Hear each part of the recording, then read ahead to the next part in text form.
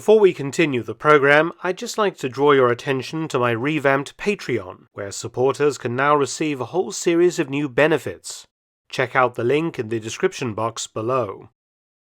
Operation Sonnenwende, Heinrich Himmler's much-vaunted offensive to cut off and destroy the Soviet spearheads advancing in the Oder River, kicked off on the 16th of February 1945.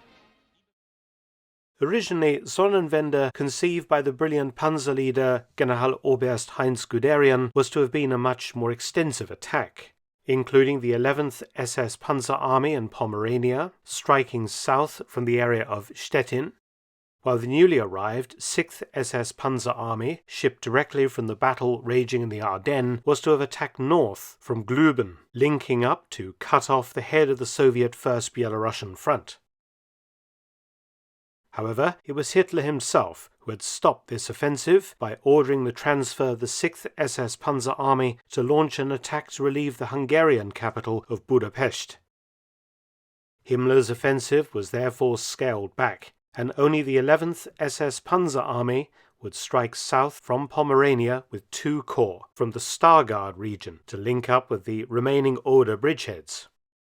The 3rd SS Panzer Corps was to drive south via Arnswalde to the town of Küstrin, while on the right the 39th Panzer Corps would attack from south of Stargard via Pyritz towards the Schwedt Bridgehead, linking up with Skorzeny's divisional-sized defensive forces that would push out to meet them. This 70-kilometer lunge into the Soviet lines would relieve several besieged German cities and towns, destroy many Soviet divisions, and considerably shorten the German front line. However, the essentially weak German forces lacked the fighting power to make such a drive into the Soviet defenses. The deepest penetration was only 10 kilometers, relieving the besieged towns of Arnswalde, Pyritz, and Bahn, but they didn't get anywhere near Küstrin, the main objective. On the 19th of February, Himmler ordered the offensive halted. Hitler confirmed this decision 2 days later. So where did the failure leave Skorzeny's bridgehead, the Schwedt?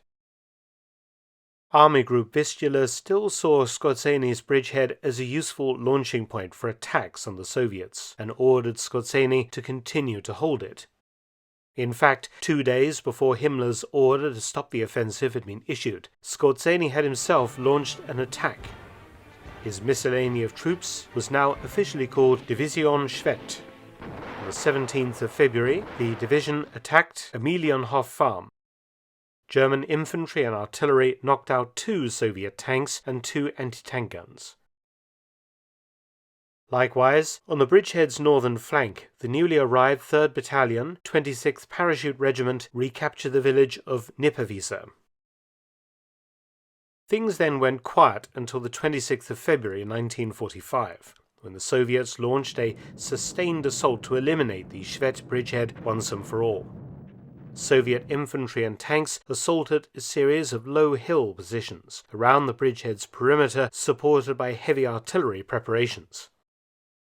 Most of the Red Army's attacks were successfully stopped by German resistance. However, they did manage to regain Nipperwiese. Skorzeny had in fact been relieved of his command on the 21st of February, handing over to SS Obersturmbannführer Hans Kempin of the 547th Volksgrenadier Division, but did in fact remain at his command post at the front for a further 5 days throughout the heaviest fighting. On the 26th of February, Skorzeny and his staff left. On the following day, Kempin received orders to evacuate Schwedt. This was done progressively and carefully into early March, with the Soviets not realizing that the Germans were pulling out. The Germans left the town rigged with booby traps, but they were unable, due to lack of demolition explosives, to knock down the bridge at Niederkrenig. The last unit to pull out was Skorzeny's SS Parachute Battalion 600. Skorzeny had held the Schwedt bridgehead for a month, killing about 700 Red Army troops and wounding up to 2,000. Up to 40 Soviet tanks and other armoured vehicles had been destroyed. German losses were around 800 killed, wounded and missing. After Schwedt, Skorzeny was sent west with orders to try and sabotage the Ludendorff Bridge at Remagen on the Rhine River, captured intact by the Americans. Though unsuccessful, Skorzeny nonetheless received, primarily for his command of Division Schwedt, the oak leaves to his Knight's Cross. The failure of Operation Sonnenwende finished Reichsfuhrer Himmler as a military commander and diminished his status in Hitler's eyes. Hitler accused Himmler of not following his orders.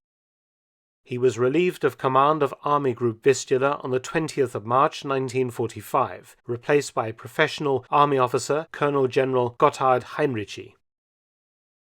Himmler's health had suffered, mostly due to the stress of command, and he was at the SS sanatorium at Hohenlichen from the 18th of March onwards, suffering from stomach cramps and exhaustion.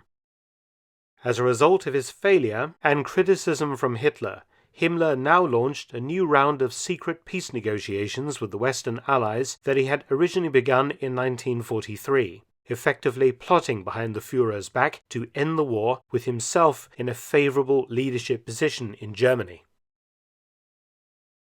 Many thanks for watching. Please subscribe and share. Also visit my audiobook channel, War Stories with Mark Felton.